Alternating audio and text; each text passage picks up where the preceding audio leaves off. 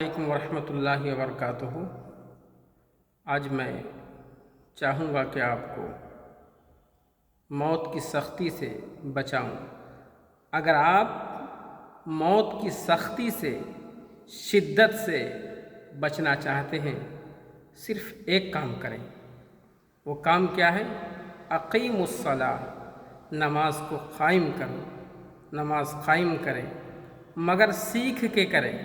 یہ ہمیشہ یاد رکھیں، وہ نماز نہ پڑھیں جو نماز کے قیامت کے دن گندے کپڑے کی طرح لپیٹ کر کے ہمارے اور آپ کے منہ پہ مار دیا جائے، بلکہ وہ نماز پڑھیں جو اللہ کو راضی کر سکے اور موت کی سختی سے وہ نماز آپ کو بچا سکے۔ انشاءاللہ آپ عمل کریں گے، لیکن نماز کو نماز کے طریقے سے پڑھنا یہ شرط ہے۔ اس شرط کے ساتھ انشاءاللہ آپ نماز پڑھیں، آپ کو نماز ہر ایک پریشانی سے، دکھ سے، تکلیف سے، مصیبت سے، موت کی سختی سے ضرور حفاظت کرے گی۔